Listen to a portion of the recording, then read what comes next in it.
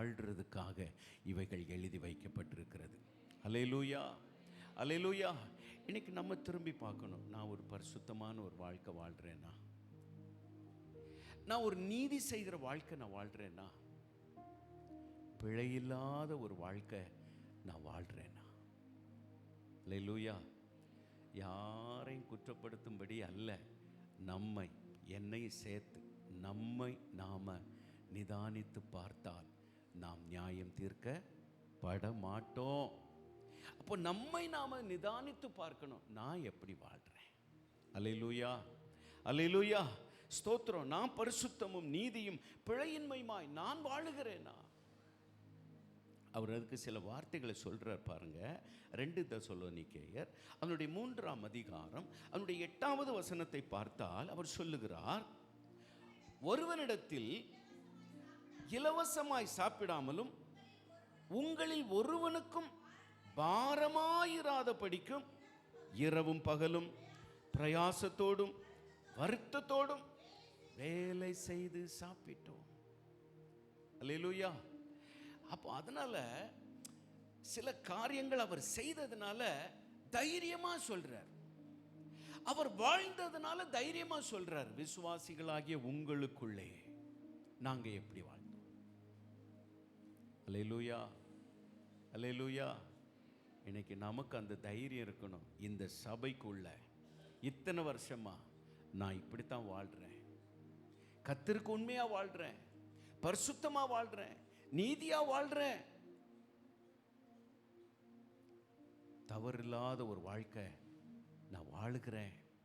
அல்லேலூயா, ஸ்தோத்திரம். அவர் சொல்லும்போது பாருங்க, நாங்கள் யாருக்கிட்ட இலவசமா சாப்பிடல, நாங்க பிரயாசப்பட்டு வேலை செய்து சாப்பிடுறோம். அப்போஸ்தலர் 18:3 வாசிச்சா அங்க சொல்லப்பட்டிருக்கு, 2 பேர் கூடாரம் செய்கிற அந்த வேலை கூடாரம் பண்ணுகிற வேலை செய்கிறவங்க. இப்போ பவுலுக்கும் அந்த வேலை தெரிஞ்சதுனால அவர்களோடு கூட சேர்ந்து அவரும் அந்த வேலையை செய்தார் என்று சொல்லப்பட்டிருக்கிறது. அல்லேலூயா, அல்லேலூயா. அப்போ யாருக்கும் மேலேயும் தன்னுடைய பாரத்தை வைக்காம தன்னுடைய பாரத்தை தானே சுமந்து தேவனுக்கு முன்பதாகவும் ஜனங்களுக்கு முன்பதாகவும் ஒரு சாட்சி உள்ள ஒரு வாழ்க்கை அப்போஸ்தலனாகிய பவுல் வாழுகிறதை வேதம் நமக்கு காண்பிக்கிறது.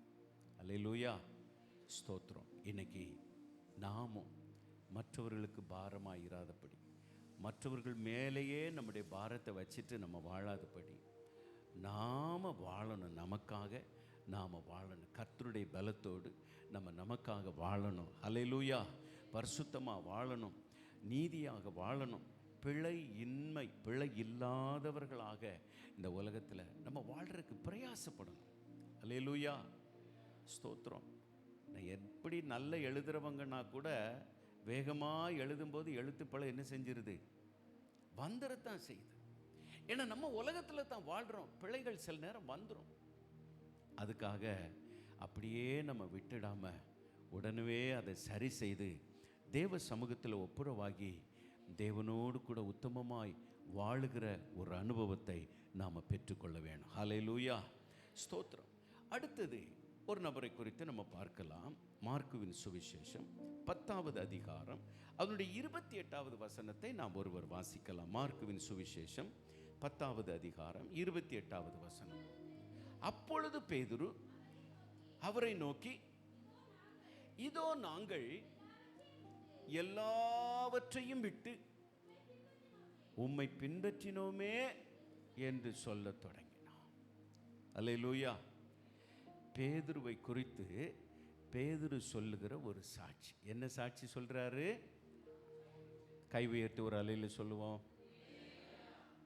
நல்லா சொல்லுவோம், சத்தமா சொல்லுவோம். அல்லேலூயா. பேதுரு சொல்றாரு, இதோ நாங்கள் எல்லாவற்றையும் விட்டு உம்மை பின்பற்றினோமே. அல்லேலூயா, அல்லேலூயா, ஸ்தோத்திரம். அப்போ இயேசுவை ஒரு மனுஷன் பின்பற்றான் அப்படின்னா எப்படி பின்பற்றணுமா? எல்லாவற்றையும் விட்டு. அப்படின்னா எல்லாத்தையும் இருக்கிறது எல்லாத்தையும் எல்லாருக்கும் கொடுத்துடணுமா? அல்லேலூயா. ஒருவேளை நான் நினைக்கிறேன், கர்த்தருக்கு எது பிரியம் இல்லையோ, கர்த்தர் எதை நம்மிடத்தில் விரும்பவில்லையோ, ஒருவேளை நமக்கு விருப்பமா இருக்கும், நமக்கு ரொம்ப பிரியமா இருக்கும். அல்லேலூயா. ஆனா கர்த்தரை நம்ம ஏற்றுக்கொண்டது நிமித்தம் அதெல்லாம் என்ன செஞ்சிடணும்? நமக்கு பிரியமானது தான், நாம ரொம்ப விரும்பக்கூடிய விஷயம்தான். ஆனா கர்த்தர் நிமித்தம் நம்ம அதை என்ன செய்யணுமா? எல்லாவற்றையும் விட்டுட்டு. அல்லேலூயா. அவரு படகை விட்டாரு, வலையை விட்டாரு, எல்லாத்தையும் விட்டுட்டு இயேசுவுக்கு பின்னால வந்ததை நம்ம பார்க்கிறோம். அல்லேலூயா. வேதம் சொல்லுகிறது, பழையவைகள் ஒளிந்தன, எல்லாம். அப்போ இயேசுவினிடத்தில் ஒரு மனுஷன் வந்துட்டா பழையவைகள் என்ன செஞ்சிடணும்? ஒளிஞ்சிடணும். அல்லேலூயா. எல்லாமே புதிதாகிற ஒரு அனுபவத்திற்குள்ள வந்துடணும். இன்னும் வேதவசனம் சொல்லுது, நிறைவானது வரும்போது குறைவானது ஒழிந்து போகும். நிறைவான இயேசு நமக்குள் வரும்போது, அதாவது இந்த குறைவானது அப்படின்னா இந்த உலகத்தில் உள்ளவைகள் தான். குறைவானவைகளாகிய இந்த உலகத்தில் உள்ளவைகள் என்ன செஞ்சிடணும்? ஒழிந்து போகணும். அல்லேலூயா. அல்லேலூயா. அல்லேலூயா. பழையன களைதலும் புதியன புகுதலும் சொல்லுவோம். அதுபோல பழையவைகள் எல்லாம் களைஞ்சிடணும், பழையவைகள் எல்லாம் ஒளிஞ்சிடணும், பழையவைகளையெல்லாம் நம்ம விட்டு விலகிறணும். அல்லேலூயா. அல்லேலூயா. எனக்கு அன்பான தேவ பிள்ளைகளே, ஸ்தோத்திரம். இன்னும் வேத வசனம் சொல்லுது, உலகத்தில் உள்ளவைகளிலும் அன்பு கூறாதிருங்கள். இது யாருக்கு அப்படின்னா, எந்த மனுஷன் இயேசு கிறிஸ்துவை ஏற்றுக்கொள்ளுகிறானோ, எந்த மனுஷன் இயேசு கிறிஸ்துவை ஏற்றுக்கொள்ளுகிறார்களோ அவர்களுக்கு சொல்லப்படுகிற வார்த்தை, உலகத்தில் உள்ளவைகளிலும் அன்பு கூறாதிருங்கள். அல்லேலூயா. இந்த உலகம் நம்மை நேசிப்பதை காட்டிலும் நம்மை நேசித்த ஒருவரிடத்தில் நம்ம வந்திருக்கிறோம். அல்லேலூயா. ஏதோ ஒன்று இருந்தால் அந்த உலகம் நம்மை நேசிக்கும். இது உலக வழக்கம்.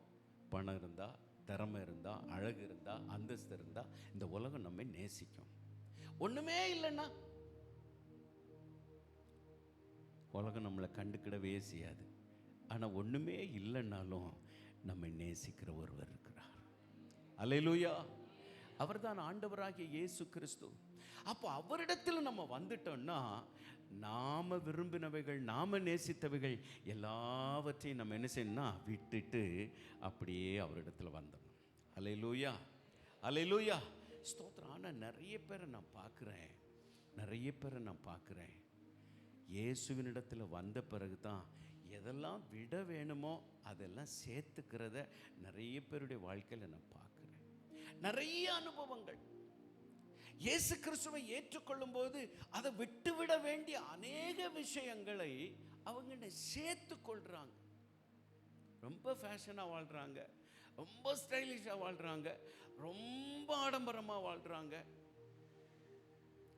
நான் வாழக்கூடாதுன்னு சொல்ல மாட்டேன். ஆனால் ஒன்று, இயேசுவை ஏற்றுக்கொண்ட நாம மற்றவர்களுக்கு இடரல் உள்ளவர்களாக நம்ம காணப்படக்கூடாது. அல்லேலூயா. ஒரு நபர் நம்மை பார்த்து இடறுகிற அளவுக்கு நம்முடைய லைஃப் இருக்கக்கூடாது. அல்லேலூயா. ஒரு பாஸ்டர் ஒரு நாள் சொல்றாரு, நான் என் ட்ரெஸ் நீங்கள் பார்த்துருக்கீங்க இத்தனை வருஷமாக, நான் இதான் என்னுடைய ட்ரெஸ் எப்போவுமே. அவர் சொல்கிறார், ஐயா உங்கள் பாடல்களெல்லாம் நான் பார்த்து உங்களை போலவே பேண்ட் தைச்சு போட்டேன்னு சொன்னார். அல்லேலூயா. நான் இப்படி தான் இருக்கிறேன். அதாவது நான் ரட்சிக்கப்பட்ட நாள்லேருந்து எனக்கு ட்ரெஸ் இப்படி தான் என்னுடைய ட்ரெஸ். ஆனால் நான் ரட்சிக்கப்பட்ட நாள்லேருந்து 89 நான் ரட்சிக்கப்பட்டேன். எவ்வளவோ ஃபேஷன் வந்துருச்சா? 89 வருஷத்துலேருந்து 89ஆம் வருஷத்துலேருந்து 2024 வரைக்கும் நம்ம பார்த்தோம்னா எத்தனையோ ஃபேஷன் வந்துட்டு போயிட்டு. ஆனால் என்னுடைய ஃபேஷன், என்னுடைய ட்ரெஸ் மேக்கிங் தான். அல்லேலூயா. அப்போ என்னுடைய எந்த ஒரு காரியமும், என் ட்ரெஸ் ஆனாலும் சரி, என் பேச்சானாலும் சரி, என் நடக்கையானாலும் சரி, என் கிரியானாலும் சரி, இன்னொருத்தருக்கு இடரலாக இருக்க கூடாது. அப்படி இருந்தா யார் நிமித்தம் இடரல் வருகிறதோ அவனுக்கு ஐயோ, அவன் கழுத்துல. ஆமா. அப்போ இடரலற்றவர்களாக, குற்றமற்றவர்களாக. இன்னைக்கு ஏசப்பாவுக்குள்ள வந்த பிறகு தான் நிறைய பேர் பெயிண்ட் எல்லாம் அடிக்கிறாங்க. ஆனால் நீங்க நல்லா இருக்கிறீங்க, கர்த்தர் உங்களை ஆசீர்வதிப்பார். உண்மையிலே நீங்க நல்லா இருக்கிறீங்க. அல்லேலூயா. பல சர்ச்சஸுக்குள்ள போகும்போது அவங்களுடைய நிலைமை பார்த்தா ரொம்ப ரொம்ப ரொம்ப கேள்விக்குறியாவே இருக்கு. என்னடா இது, இப்படியும் இருக்கிறாங்க அப்படியும் இருக்கிறாங்க. ஜெபம்னா தகர்த்த ஜெபமாக இருக்கு, ஃபேஷன்னா அந்தத்தமாக இருக்கு. எப்படி லைஃப்? தேவன் நம்மை ஒரு சாட்சி உள்ள வாழ்க்கைக்கு அழைச்சிருக்கிறார். அல்லேலூயா. என்னை பார்க்குற ஒருத்தன் என் நிமித்தம் இடறிடவே கூடாது, இடறிடவே கூடாது. அப்படிப்பட்ட ஒரு லைஃப் வாழ்கிறதுக்கு நம்மை அர்ப்பணிக்கணும். ஸ்தோத்திரம். எலிசா மேலே அந்த வயலுக்குள்ளே இறங்கி வந்து ஷாலை தூக்கி போடுறார். ஷாலை தூக்கி போட்டவனும் ஷாலைத்தான் போட்டார். எனக்கு பின்னால் வா, ஊழியத்துக்கு வா, எதுவுமே சொல்லலை. அப்படி தான் நம்ம பார்க்குறோம். ஷாலைத்தான் போட்டார். ஆனால் எலிசா ஏறு மாடு எல்லாத்தையும் விட்டுட்டு என்ன செய்கிறாரு? எலியாவுக்கு பின்னாலேயே ஓடுறார். ஆனால் போயிட்டு ஒரு வார்த்தை சொல்கிறார், எங்கள் தகப்பன் வீட்டுக்கு போயிட்டு அவங்கள மொத்தம் செஞ்சுட்டு வந்துடுறேன் அப்படின்ட்டு சொன்ன உடனே, ஓகே நீ போயிட்டு வா, ஆனால் நான் உனக்கு செய்ததை நீ மறந்துடாத அப்படின்னு சொல்லி விடுறார். ஆனால் எலிசா என்ன பண்ணார்னா, ஒரு வேளை இன்னொருக்க நம்ம ஏதோ ஒரு சூழ்நிலையில் திரும்ப வந்து ஏறு மாடுன்னு போயிடக்கூடாதுன்னு அந்த ஏறு மாடை என்ன செஞ்சிட்டார்? அடித்து ஜனங்களுக்கு பெரிய விருந்தை செஞ்சு எல்லாத்தையும் காலி பண்ணிட்டே வந்துட்டார். ஏன்னா ஏதோ ஒரு சூழ்நிலை என்ன செஞ்சிடக்கூடாது. பேதுரு போயிட்டார். எங்க போயிட்டாரு? மீன் பிடிக்க போகிறேன் அப்படின்ன உடனே பின்னால ஒரு கூட்டமும் சேர்ந்து போயிடுச்சு. அப்போ விட்டுட்டு தான் வந்தாரு. ஆனா ஒருவேளை நம்ம திருப்பி